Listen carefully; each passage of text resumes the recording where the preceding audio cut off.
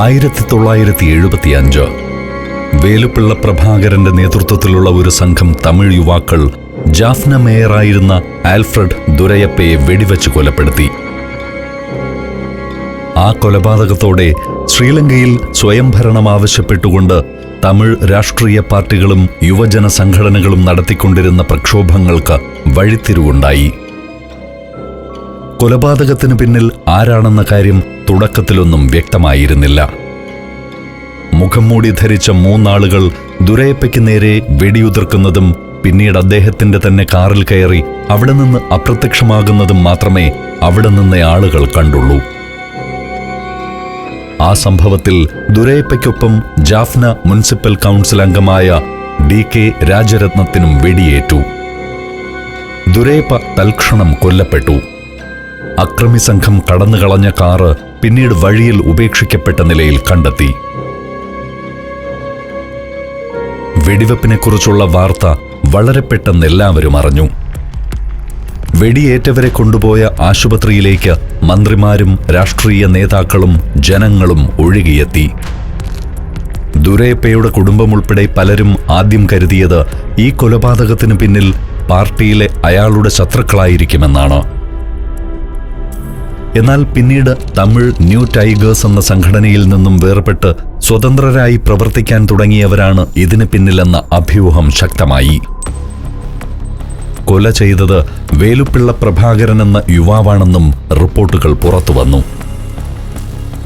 1976 മുതൽ ഈ വിമത സംഘം LTTE അഥവാ തമിഴ് ഈഴ വിടുതലൈ പുലികൾ എന്ന പേരിൽ പ്രവർത്തിക്കാൻ തുടങ്ങി. ദുരയപ്പയുടെ കൊലപാതകം ശ്രീലങ്കൻ സർക്കാരിനെ അക്ഷരാർത്ഥത്തിൽ നടുക്കി. ഇതിന്റെ പിന്നിൽ എന്താണ് സംഭവിച്ചതെന്നറിയാനായി ഒരു അന്വേഷണ കമ്മീഷനെ വെച്ചുവെങ്കിലും കുറ്റവാളികൾ ആരും പിടിക്കപ്പെടുകയോ ശിക്ഷിക്കപ്പെടുകയോ ചെയ്തില്ല. 1976 സംഘടന തുടങ്ങുമ്പോൾ പ്രഭാകരൻ അതിന്റെ മിലിറ്ററി കമാൻഡർ ആയിരുന്നു. ഉമാമഹേശ്വരനാണ് സംഘടനയുടെ 5 അംഗ കേന്ദ്ര കമ്മിറ്റിയുടെ ചെയർമാൻ സ്ഥാനത്ത്. അവരെ കൂടാതെ ഒരു 5 അംഗ കമ്മിറ്റിയെയും തെരഞ്ഞെടുത്തു. ഉമാമഹേശ്വരൻ ശ്രീലങ്കൻ സർക്കാരിൽ സർവേയറായി ജോലി ചെയ്തിരുന്നയാളാണ്. സർക്കാരിന്റെ തമിഴ് വിരുദ്ധ മനോഭാവങ്ങളിൽ സഹികെട്ട് ജോലി ഉപേക്ഷിച്ചു വന്നതാണ് അദ്ദേഹം. സായുധ കലാപത്തിലൂടെ ശ്രീലങ്കയിൽ നിന്നും സ്വതന്ത്രമായ തമിഴ് ദേശം സ്ഥാപിച്ചെടുക്കാൻ പ്രതിജ്ഞാബദ്ധരാണ് ഈ സംഘത്തിലെ ഓരോരുത്തരും. ഇതേ ലക്ഷ്യത്തോടെ പ്രവർത്തിക്കുന്ന മറ്റ് സംഘടനകളിൽ നിന്നും വ്യത്യസ്തമായി സ്വന്തം സംഘത്തെ ആധുനികവൽക്കരിക്കാനുള്ള ശ്രമമാണ് ഉമാമഹേശ്വരനും പ്രഭാകരനും ആദ്യം നടത്തിയത്. അപ്പോഴേക്കും പല സംഘടനകളിൽ പ്രവർത്തിക്കുന്നവരെങ്കിലും ഈഴം പ്രവർത്തകർ ശ്രീലങ്കയിലെ തമിഴ് ജനതയുടെ സ്വാതന്ത്ര്യത്തിനായി പ്രവർത്തിക്കുന്നവരാണെന്ന ബോധം എല്ലാവരിലും വന്നു ചേർന്നു. ഒളിപ്പോരാളികൾക്കിടയിൽ ഒരു സാഹോദര്യബോധം ഉണർത്താൻ ഈ സന്ദേശത്തിന് കഴിഞ്ഞു. അക്കാലത്ത് Eelam revolutionary organisation of students എന്നൊരു തമിഴ് വിദ്യാർത്ഥി സംഘടനയും ശ്രീലങ്കയിൽ സജീവമായിരുന്നു. ഈ സംഘടനയുടെ സ്ഥാപക നേതാവായ എളിയത്തമ്പി രത്നസഭാപതി ലണ്ടൻ കേന്ദ്രമാക്കി പ്രവർത്തിക്കുകയാണ്. ഇവർ ശ്രീലങ്കയിൽ തമിഴ് രാഷ്ട്രത്തിനു വേണ്ടി പ്രവർത്തിക്കുന്ന യുവാക്കൾക്കിടയിൽ നിന്ന് തെരഞ്ഞെടുക്കപ്പെട്ട ആളുകൾക്ക് വിദേശത്ത് വെച്ച് ആയുധ പരിശീലനം നൽകാൻ തീരുമാനിച്ചു. LTTEയുടെ നേതാവെന്ന നിലയിൽ അവർ പ്രഭാകരനും ഈ അവസരം വാഗ്ദാനം ചെയ്തു. പക്ഷേ പ്രഭാകരന് അക്കാലത്ത് തമിഴല്ലാതെ മറ്റൊരു ഭാഷയും കൈകാര്യം ചെയ്യാൻ അറിയില്ല. അതുകൊണ്ട് പാർട്ടിയുടെ ചെയർമാൻ കൂടിയായ ഉമാമഹേശ്വരനെ ആയുധ പരിശീലനം നേടാനായി അയക്കാൻ തീരുമാനിച്ചു. ലെബനോനിലും സിറിയയിലും വച്ചായിരുന്നു ഉമാമഹേശ്വരന് സൈനിക പരിശീലനം ലഭിച്ചത്. അപ്പോഴേക്കും വിദേശ രാജ്യങ്ങളിൽ ജീവിക്കുന്ന തമിഴ് സമൂഹങ്ങളിൽ നിന്നും LTTEക്ക് സാമ്പത്തിക സഹായം ലഭിച്ചു തുടങ്ങിയിരുന്നു. അവർക്ക് പ്രാദേശിക പിന്തുണയുമുണ്ട്. ഒളിവിൽ പ്രവർത്തിക്കുന്ന ഒരു ഗറില്ല സംഘടനയെന്ന നിലയിൽ രഹസ്യാത്മകമാണ് അവരുടെ പ്രവർത്തനങ്ങൾ. സംഘടനയ്ക്ക് കുറച്ചുകൂടി കരുത്താർജിച്ചതിനു ശേഷം ആൽഫ്രഡ് ദുരയപ്പയുടെ കൊലപാതകത്തിന്റെ ഉത്തരവാദിത്വം ഏറ്റെടുക്കാൻ കാത്തിരിക്കുകയാണ്. ശ്രീലങ്കൻ സർക്കാർ അക്കാലത്ത് വലിയ തോതിൽ തോട്ടം തൊഴിലാളികളെ കുടിയിറക്കി ആ മേഖലയെ സ്വകാര്യവൽക്കരിക്കാനുള്ള ശ്രമങ്ങൾ ആരംഭിച്ചിരുന്നു. 1 നൂറ്റാണ്ടിലധികമായി താമസിക്കുന്ന വീടുകൾ ഉപേക്ഷിച്ച് ജനങ്ങൾ ക്യാമ്പുകളിലേക്കും കോളനികളിലേക്കും മറ്റും മാറേണ്ടി വന്നു. തോട്ടം തൊഴിലാളികളായ തമിഴരാണ് അധികവും ഈ അതിക്രമത്തിനിരയായത്. അവരെ പുനരധിവസിപ്പിക്കാനും വേണ്ട സഹായങ്ങൾ ചെയ്യാനും പ്രഭാകരനും ഉമാമഹേശ്വരനും അവരുടെ സംഘങ്ങളും ഉണ്ടായിരുന്നു. അതിനിടയിലാണ് 1977 ശ്രീലങ്കയിൽ പൊതു തെരഞ്ഞെടുപ്പ് വന്നത്. ശ്രീലങ്കൻ സർക്കാരുമായി സഹകരിക്കുന്ന മയിൽവാഹനം കനകരത്നം എന്ന രാഷ്ട്രീയ നേതാവ് തെരഞ്ഞെടുപ്പിൽ മത്സരിക്കുകയും മന്ത്രിയാവുകയും ചെയ്തു. സർക്കാരിനോട് സഹകരിക്കുന്ന നയവഞ്ചകനായാണ് തമിഴ് തീവ്രവാദ സംഘടനകളെല്ലാം ഇത്തരക്കാരെ വിലയിരുത്തിയിരുന്നത്. അത്തരക്കാരെ ഉന്മൂലനം ചെയ്യുകയാണ് പ്രഭാകരന്റെയും സംഘത്തിന്റെയും ആദ്യ ലക്ഷ്യം. അങ്ങനെ ആൽഫ്രഡ് ദുരൈപ്പയ്ക്ക് ശേഷം മയിൽവാഹനം കനകരത്നത്തെ അവർ ലക്ഷ്യമിട്ടു. കൊളംബോയിലെ അദ്ദേഹത്തിന്റെ വീടിന് മുന്നിൽ വെച്ച് പ്രഭാകരനും ഉമാമഹേശ്വരനും കൂടി കനകരത്നത്തിന് നേരെ വെടിയുതിർത്തു.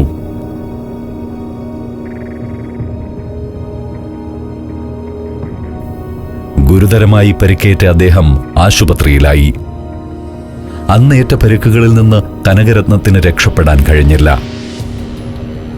ഏറെക്കാലം ആശുപത്രിയിൽ കഴിഞ്ഞതിനു ശേഷം 1980 അദ്ദേഹം മരണത്തിന് കീഴടങ്ങി. കനകരത്നത്തിന്റെ മരണത്തിന് മുൻപ് തന്നെ ഈ ആക്രമണങ്ങളുടെ ഉത്തരവാദിത്വം ഏറ്റെടുത്തുകൊണ്ട് പ്രഭാകരനും LTTEയും മുന്നോട്ട് വന്നു. 1978 ഏപ്രിൽ 25 ശ്രീലങ്കയിലെ പ്രമുഖ തമിഴ് ദിനപത്രമായ വീരകേസരിയിൽ പ്രസിദ്ധപ്പെടുത്തിയ ഒരു തുറന്ന കത്തിലൂടെ ദുരൈപ്പ ഉൾപ്പെടെ 11 പേരുടെ കൊലപാതകത്തിന്റെ ഉത്തരവാദിത്വം LTTE ഏറ്റെടുത്തു. അതിനകം മയിൽവാഹനം കനകരത്നത്തെ ആക്രമിച്ചതിന് പിന്നിൽ ഉമാമഹേശ്വരനും പ്രഭാകരനുമാണെന്ന കാര്യം സർക്കാരിന് ബോധ്യപ്പെട്ടിരുന്നു. കേസ് രജിസ്റ്റർ ചെയ്തെങ്കിലും പ്രതികളെ പിടികൂടാനായില്ല. പ്രതികളുടെ അഭാവത്തിൽ തന്നെ കോടതി വിചാരണ നടപടികളും ആരംഭിച്ചു. ഉമാമഹേശ്വരനാണ് LTTEയുടെ ഏറ്റവും ഉയർന്ന പദവി വഹിക്കുന്ന നേതാവ്. പാർട്ടി രൂപീകരണ വേളയിൽ വേലുപ്പിള്ള പ്രഭാകരൻ തന്നെയാണ് അദ്ദേഹത്തെ ആ ചുമതല ഏൽപ്പിച്ചത്. അദ്ദേഹം വിദേശത്ത് സൈനിക പരിശീലനത്തിന് പോയിരുന്ന നാളുകളിൽ സംഘടനയുടെ പൂർണ്ണ നിയന്ത്രണം പ്രഭാകരനിൽ ആയിരുന്നു. സൈനിക പരിശീലനത്തിന് ശേഷം മടങ്ങിയെത്തിയപ്പോൾ അവർ വീണ്ടും ഒരുമിച്ച് പ്രവർത്തിക്കാൻ തുടങ്ങി. ഈ സന്ദർഭത്തിലാണ് പ്രഭാകരന്റെ പല നിലപാടുകളോടും ഉമാമഹേശ്വരന് കടുത്ത വിയോജിപ്പ് തോന്നി തുടങ്ങിയത്. സംഘടനയ്ക്കുള്ളിലെ പ്രശ്നങ്ങൾ പരിഹരിക്കാൻ പ്രഭാകരൻ സ്വീകരിക്കുന്ന മാർഗങ്ങളാണ് അദ്ദേഹത്തെ ഏറ്റവും അമ്പരപ്പിച്ചത്. പ്രഭാകരൻ ആരോപിക്കുന്ന കുറ്റങ്ങളുടെ വിചാരണ വിചിത്രമായ രീതിയിലാണ് നടക്കുക. സംഘടനാ വിരുദ്ധ പ്രവർത്തനങ്ങളായി പ്രഭാകരൻ നിശ്ചയിച്ചിട്ടുള്ള കുറ്റങ്ങൾ നിരവധിയാണ്. മദ്യപാനം മുതൽ പാർട്ടി ഫണ്ടിന്റെ ദുരുപയോഗം വരെ കുറ്റകൃത്യങ്ങളിൽ ഉൾപ്പെടും. ഇന്ത്യയിലെ 13 സംസ്ഥാനങ്ങളിലൂടെയുള്ള സഞ്ചാരം ഇപ്പോൾ പെൻഡ്രൈവിൽ ലഭിക്കുന്നു. ചരിത്രവും ഐതിഹ്യങ്ങളും യഥാർത്ഥ ജീവിതവും ഒത്തുചേരുന്ന ഇന്ത്യൻ കാഴ്ചകളുടെ ഈ അസുലഭ ശേഖരം സ്വന്തമാക്കാൻ 9995444222 എന്ന നമ്പറിലേക്ക് ഇന്ത്യ എന്ന് SMS ചെയ്യൂ. ക്രൂരമായിരുന്നു പ്രഭാകരന്റെ ശിക്ഷാവിധികൾ. എന്തെങ്കിലും തരത്തിൽ അനിഷ്ടം തോന്നിയാൽ വധശിക്ഷയായിരിക്കും ലഭിക്കുക. അനുയായികൾ കുറ്റം ചെയ്തുവെന്നത് ചിലപ്പോൾ പ്രഭാകരന്റെ സംശയം മാത്രമാകും. പക്ഷേ അതൊന്നും പരിഗണനാ വിഷയമല്ല. ഇത്തരം സംശയങ്ങളുടെ പേരിൽ ആളുകൾ കൊല്ലപ്പെടുന്നത് ചോദ്യം ചെയ്യാൻ ആരും ധൈര്യപ്പെട്ടില്ല. തമിഴ് ഈഴത്തിന്റെ സ്വാതന്ത്ര്യ സമര സേനാനികൾ ജീവിതത്തിൽ കർക്കശമായ അച്ചടക്കം പാലിക്കണമെന്ന് പ്രഭാകരൻ കൂടെ കൂടെ അവരെ ഓർമ്മപ്പെടുത്തി. കുടുംബജീവിതം പോരാളികളിൽ സമരവീര്യത്തെ കുറയ്ക്കുമെന്നായിരുന്നു പ്രഭാകരന്റെ അഭിപ്രായം. അതിനാൽ LTTE പോരാളികൾക്ക് പ്രണയവും നിഷിദ്ധമായിരുന്നു. 1980കളുടെ തുടക്കത്തിൽ LTTEക്ക് ഒരു മികച്ച സേന രൂപപ്പെട്ടു കഴിഞ്ഞു. വിദേശത്ത് പോയി സൈനിക വിദ്യാഭ്യാസം നേടിയ ഉമാമഹേശ്വരനെ പോലെയുള്ളവർ സംഘടനയ്ക്കൊപ്പം പ്രവർത്തിക്കാൻ വന്ന യുവാക്കൾക്ക് കായിക പരിശീലനവും ആയുധങ്ങൾ ഉപയോഗിക്കാനുള്ള പരിശീലനവും നൽകി. തികച്ചും പട്ടാളച്ചിട്ടയിലായിരുന്നു അവരുടെ ജീവിതം. 80കളുടെ തുടക്കത്തിൽ തന്നെയാണ് പ്രഭാകരന്റെ നേതൃത്വത്തിലുള്ള തമിഴ് പുലികൾ ശ്രീലങ്കൻ പോലീസിനെയും പട്ടാളത്തെയും ആക്രമിക്കാൻ തുടങ്ങിയത്. ഒറ്റപ്പെട്ട ആക്രമണങ്ങളായിരുന്നു തുടക്കത്തിലെല്ലാം. 1983 ജൂലൈ 23-ന് LTTE പോരാളികൾ ജാഫ്നയിൽ വലിയ ഒരു ആക്രമണം നടത്തി. പെട്രോളിംഗ് നടത്തുകയായിരുന്ന ശ്രീലങ്കൻ പട്ടാളക്കാരെ അവർ പതിയിരുന്ന് ആക്രമിച്ചു. ഈ ആക്രമണത്തിൽ 13 ശ്രീലങ്കൻ പട്ടാളക്കാർ കൊല്ലപ്പെട്ടു. അപ്രതീക്ഷിതമായ ഈ ആക്രമണം ശ്രീലങ്കയെ നടുക്കി. ആ സൈനികരുടെ മൃതദേഹങ്ങൾ കൊളംബോയിലേക്ക് കൊണ്ടുപോകാനായിരുന്നു സർക്കാർ തീരുമാനം. ഭൂരിപക്ഷം വരുന്ന സിംഹള വിഭാഗത്തിന്റെ രോഷം അണപൊട്ടാതെ നിയന്ത്രിക്കാൻ അവരാദ്യഘട്ടത്തിൽ ശ്രമിച്ചു. വലിയ പ്രകോപനങ്ങൾ ഒഴിവാക്കാനും കൊല്ലപ്പെട്ടവരുടെ മൃതസംസ്കാരം ഒരുമിച്ച് നടത്താനുമായിരുന്നു സർക്കാരിന്റെ പദ്ധതി. പക്ഷേ കൊല്ലപ്പെട്ടവരുടെ കുടുംബാംഗങ്ങൾ അത് അംഗീകരിച്ചില്ല.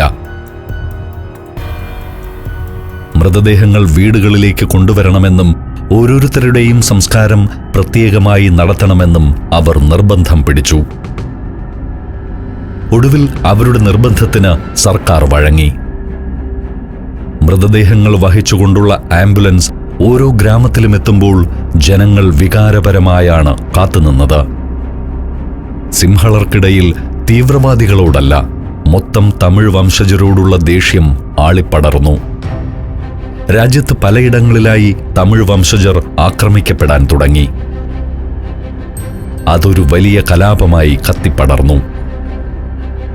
ജൂലൈ 29 വെള്ളിയാഴ്ചയാണ് ഏറ്റവും കൂടുതൽ ആക്രമണങ്ങൾ നടന്നത്. ഈ ആക്രമണങ്ങളിൽ 400-നും 600-നും ഇടയിൽ ആളുകൾ കൊല്ലപ്പെട്ടതായി സർക്കാർ കണക്കാക്കി. യഥാർത്ഥത്തിൽ ആയിരക്കണക്കിന് ആളുകളാണ് കൊല്ലപ്പെട്ടത്. അതിൽ ബഹുഭൂരിഭാഗവും തമിഴ് വംശജരായിരുന്നു. ധാരാളം ആളുകൾക്ക് മാരകമായി പരിക്കേറ്റു. 10,000-കണക്കിന് വീടുകളും കടകളും കൊള്ളയടിക്കപ്പെട്ടു. നടന്നത് പെട്ടെന്നുണ്ടായ പ്രകോപനത്തിൽ സംഭവിച്ചുപോയ ഒരു കലാപമല്ലെന്നും കരുതിക്കൂട്ടിയുള്ള കൂട്ടക്കൊലയാണെന്നും തമിഴ് സംഘടനകളും നേതാക്കളും ആരോപിച്ചു.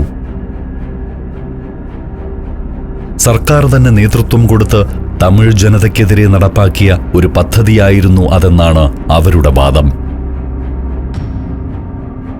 സ്വന്തം സഹപ്രവർത്തകർ കൊല്ലപ്പെട്ടതിന്റെ വിരോധം തീർക്കാൻ ശ്രീലങ്കൻ സൈന്യവും കലാപകാരികൾക്ക് ഒത്താശ ചെയ്തുവെന്ന് നിഷ്പക്ഷമായി പ്രവർത്തിക്കുന്ന മാധ്യമങ്ങളും കുറ്റപ്പെടുത്തി.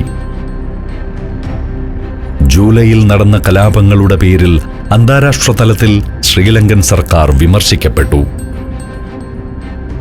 ഭയവും ആശങ്കകളും കൊണ്ട് നേരത്തെ തന്നെ അസ്വസ്ഥരായിരുന്ന ശ്രീലങ്കൻ തമിഴ് ജനതയിൽ രോഷവും പ്രതികാരവും കുത്തിനിറച്ചത് ഈ സംഭവങ്ങളാണ്.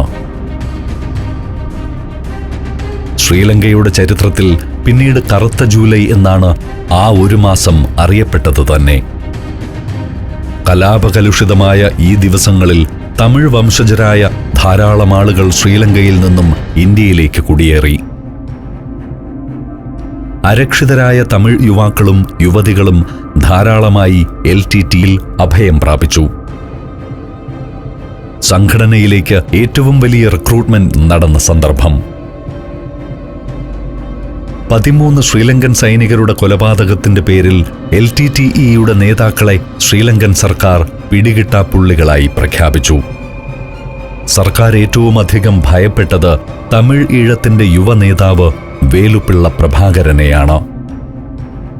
പ്രഭാകരനേക്കാൾ മുൻപ് തന്നെ സംഘടനയുടെ അധ്യക്ഷനായ ഉമാമഹേശ്വരനെ പിടികിട്ടാപ്പുള്ളിയായി പ്രഖ്യാപിച്ചിരുന്നു.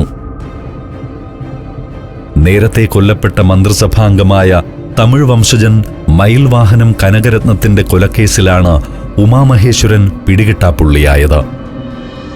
പ്രതികളെ പിടികൂടാൻ കഴിഞ്ഞില്ലെങ്കിലും കേസിന്റെ വിചാരണ കോടതിയിൽ പൂർത്തിയായിരുന്നു. 1982 ശിക്ഷാവിധിയും വന്നു. ആ കേസിൽ ശിക്ഷിക്കപ്പെട്ടത് ഉമാമഹേശ്വരൻ മാത്രമാണ്. വെടിയേറ്റ് 1 വർഷത്തിലധികം കഴിഞ്ഞതിന് ശേഷമാണ് കനകരത്നം കൊല്ലപ്പെട്ടത്. അതുകൊണ്ട് തന്നെ വധശ്രമത്തിനാണ് കേസെടുത്തത്. കോടതി വിധിച്ച ശിക്ഷ 15 വർഷത്തെ കഠിന തടവും. പക്ഷേ ശിക്ഷ നടപ്പാക്കാൻ കഴിഞ്ഞിട്ടില്ല. കാരണം ഉമാമഹേശ്വരനെ പിടികൂടാൻ പോലീസിന് കഴിഞ്ഞിട്ടില്ല. ഔപചാരികമായി അയാൾ ഇപ്പോഴും LTTE-യുടെ അധ്യക്ഷൻ തന്നെയാണ്. പക്ഷേ സംഘടനയ്ക്ക് വേണ്ടി പ്രഭാകരൻ എടുക്കുന്ന പല നിലപാടുകളിലും അയാൾ അസ്വസ്ഥനാണ്. ഒടുവിൽ LTTE-യുടെ ഒരു മുതിർന്ന അംഗമായ സെട്ടി കൊല്ലപ്പെട്ട ദിവസം ഉമാമഹേശ്വരന്റെ പ്രതിഷേധം മറനീക്കി പുറത്തുവന്നു. പാർട്ടി ഫണ്ട് ദുരുപയോഗം ചെയ്തുവെന്ന പേരിൽ പ്രഭാകരൻ സെട്ടിയെ കൊലപ്പെടുത്തുകയായിരുന്നു.